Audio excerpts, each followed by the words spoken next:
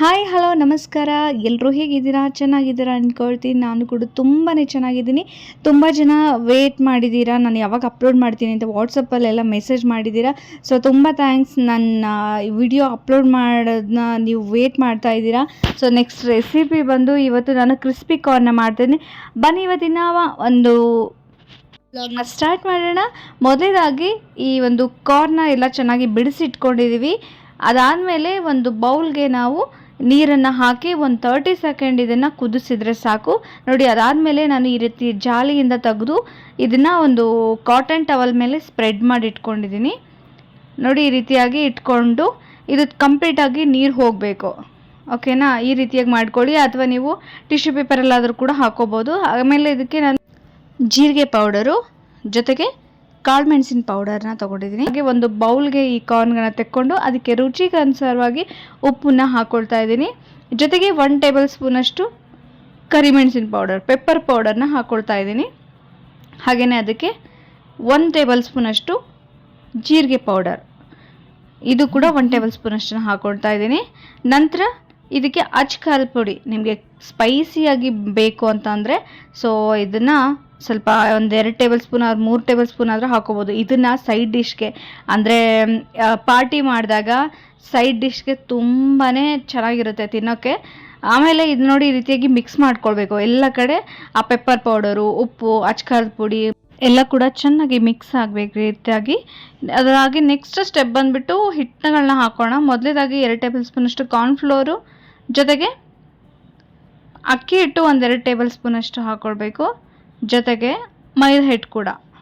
ಇದನ್ನು 3 ಇಂಗ್ರೀಡಿಯೆಂಟ್ಸ್ ಅಂದರೆ 2 ಟೇಬಲ್ ಸ್ಪೂನಷ್ಟು ಹಾಕ್ಕೊಂಡಿದ್ದೀನಿ. ಇದನ್ನು ಹಾಕ್ಕೊಂಡು ಚೆನ್ನಾಗಿ ರೀತಿಯಾಗಿ ನಾವು ಬೌಲಿಂದ ಮಿಕ್ಸ್ ಮಾಡಬೇಕು. ಇಲ್ಲ ನೀವು ಸ್ಪೂನಿಂದ ಕೂಡ ಮಾಡ್ಬೋದು. ಈ ರೀತಿ ಮಾಡಿದ್ರೆ ಚೆನ್ನಾಗಿ ಒಂದಕ್ಕೊಂದು ಹಿಟ್ಟನ್ನು ನೀಟಾಗಿ ಅಂಟ್ಕೊಳ್ಳುತ್ತೆ ಕಾರ್ನ್ಗೆ. ಹಾಗಾಗಿ ನೋಡಿ, ಈ ರೀತಿಯಾಗಿ ಮಿಕ್ಸ್ ಮಾಡ್ಕೊಳ್ಬೇಕು. ಆ್ಯಂಡ್ ಸೀಕ್ರೆಟ್ ಒಂದಿದೆ, ಈಗ ಚೆನ್ನಾಗಿ ಕೋಟಿಂಗ್ ಆಗಿರಲ್ಲ. ಓಕೆನಾ?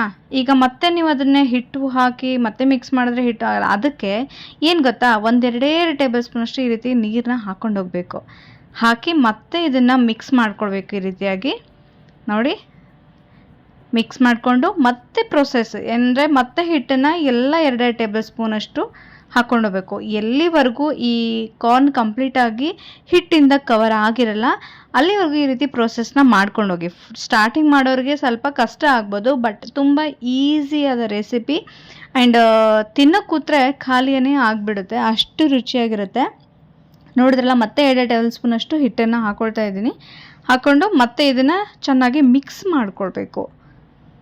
ಮಿಕ್ಸ್ ಮಾಡ್ಕೊಳ್ಳೋ ಟೈಮಲ್ಲಿ ನೋಡಿಕೊಂಡು ನೀವು ಮಾಡಿ, ಯಾಕೆಂದರೆ ಕಾರ್ನು ಒಂದೊಂದು ಕೂಡ ಕಂಪ್ಲೀಟಾಗಿ ಅದು ಕೋಟಿಂಗ್ ಆಗಿರಬೇಕು. ಇಂಪಾರ್ಟೆಂಟ್ ಏನಂದರೆ ಕೋಟಿಂಗ್ ಆಗಬೇಕು ಕಾರ್ನು.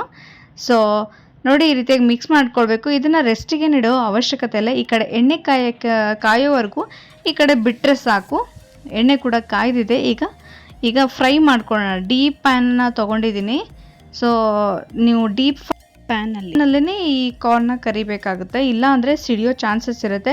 ಹಾಗಾಗಿ ಇಮಿಡಿಯೇಟಾಗಿ ನೀವು ಒಂದು ಲಿಡ್ನ ಕ್ಲೋಸ್ ಮಾಡಲೇಬೇಕು. ನೀವೇನಾದರೂ ಓಪನ್ ಇಟ್ಟರೆ ಅಂದರೆ ಟಬ್ ಅಂತ ಸಿಡ್ದು ಹೋಗುತ್ತೆ. ಸೊ ಕೇರ್ಫುಲ್ಲಾಗಿ ಕಾರ್ನ್ ಹಾಕಿದ ತಕ್ಷಣ ನೀವು ಒಂದು ಲಿಡ್ನ ಕ್ಲೋಸ್ ಮಾಡಬೇಕು. ಇದು ಲೋ ಟು ಮೀಡಿಯಮ್ ಫ್ಲೇಮಲ್ಲಿ ಇಟ್ಟಿದ್ದೀನಿ. ನೋಡಿ, ಇದು ಚೆನ್ನಾಗಿ ಗೋಲ್ಡನ್ ಬ್ರೌನ್ ಬರೋವರೆಗೂ ಇದು ಎಣ್ಣೆಯಲ್ಲಿ ಫ್ರೈ ಮಾಡಬೇಕು.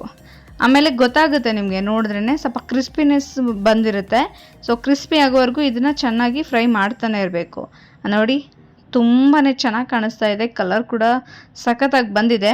ಇದನ್ನು ಒಂದು ಟಿಶ್ಯೂನಲ್ಲಿ ಈ ಕಾರ್ನ್ಗಳನ್ನ ತೆಕ್ಕೊಳ್ತಾ ಇದ್ದೀವಿ. ನೋಡಿದ್ರಲ್ಲ ಎಷ್ಟು ಈಸಿಯಾಗಿ ಮಾಡ್ಬೋದು ಅನ್ನೋದು.